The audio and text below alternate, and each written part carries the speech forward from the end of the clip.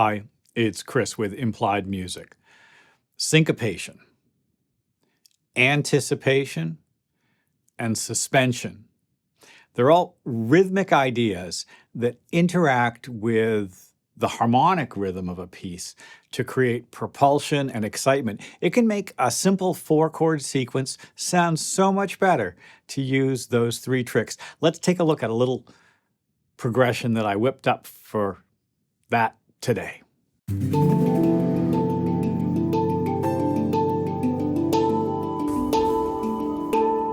It's a good progression. It's got a little twist in it. F, G, A minor, E minor, and then we're going to do sort of the same thing. F, G, A minor, A flat major. And that A flat major just gives me a kind of a fun turnaround energy, just playing around with things a little bit. Well, here I've done a super simple version of that.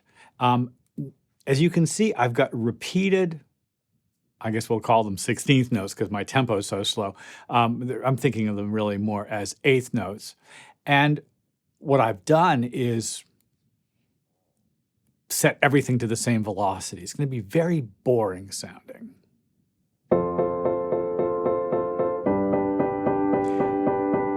This might be the kind of thing that you get if you type it in on the musical typing of your keyboard or just step in notes.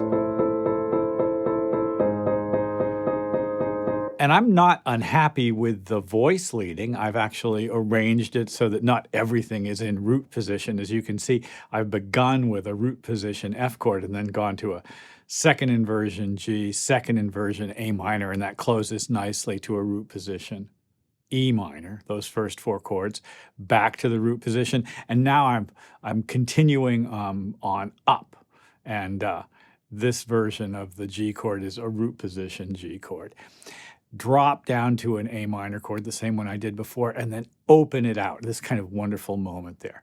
Well, it's very mechanical sounding that way, isn't it? Listen to my next version because now I've used something called syncopation. And if I was going to define syncopation, I would say it's emphasis on unexpected beats. In any measure, the strongest beat, the expected strongest beat is 1. 1, 2, 3, 4, 1, 2, 3, 4. If I divide each number into 8th notes, 1 and 2 and 3 and 4 and 1 and 2 and 3 and 4 and. But if I put accents on funny places like 1 and 2 and 3 and 4 and 1 and 2 and 3 and 4 and 1 and 2, etc., I get syncopation. Now, early American composer like Scott Joplin would actually sustain tones and create longer versions of those accented notes. I've kept those same 8th notes. I've just popped out. I've changed the velocity values to make some accents louder. You can see exactly how that's going to work. See, some of these are quite high, the others are low. And as a result, I get kind of a rhythm that interpenetrates the steady 8th note sound. Listen to what I mean.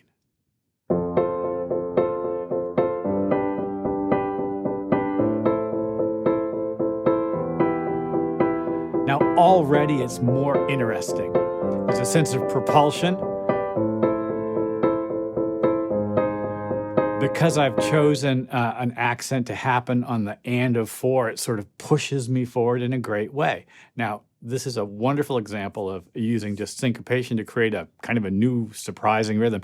I remember in high school when I was studying music in the theory class there, the drummer in the class came in. We were all trying to tease each other and create rhythms that we couldn't notate. We were doing rhythmic dictation.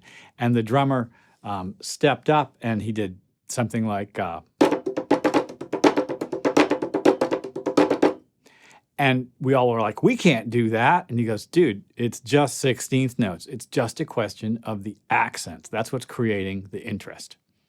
Well, the next level past that, for today anyway, is going to be anticipation. Now, if I change the chord on the 8th note ahead of the beat, I'm going to get even more propulsion.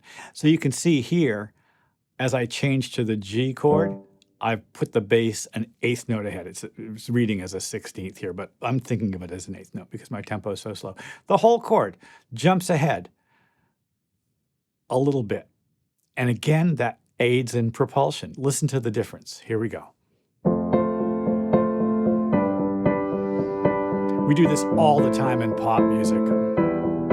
I've done it every other measure. Downbeat, upbeat, downbeat, upbeat. Changing the chord on the upbeat before the downbeat, where it's sort of you think it might want to be, is a great way to push us forward. It's called anticipation. Anticipation. Well, the last thing I promised you was suspension. So if anticipation changes the chord a beat ahead, suspension changes the chord a beat behind. In other words, I hold on and change on the and of one. I don't change on the downbeat, I change on the upbeat. And so here, with this second chord in the series, let's try this again. You can see that it begins ahead of the downbeat being here. I've started it ahead of the downbeat, and it hangs on a little bit late. And I think this sounds fantastic. Now, if you've been paying close attention, you probably noticed that I rearranged the chords so that instead of being in closed voicings as they were in the beginning, they're now in open voicings. Open voicings just make me a little bit happier. They fill out the sound field. It's the same notes. Let's listen to this now. I think this is our final version of it for today anyway, and I'm actually very happy with the way this sounds.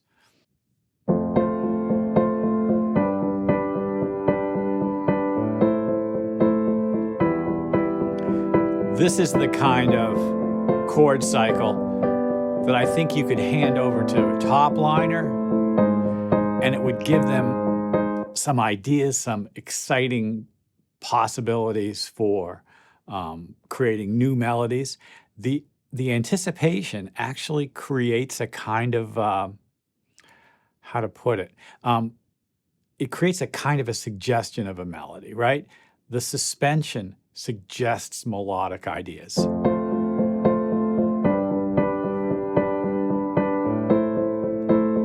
It almost feels like something you'd do if you were talking, right?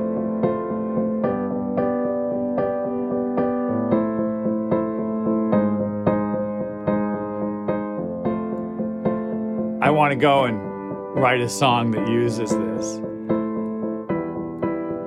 F, G, A minor, E minor, F, G, A minor, and then that C becomes the major third of A flat major.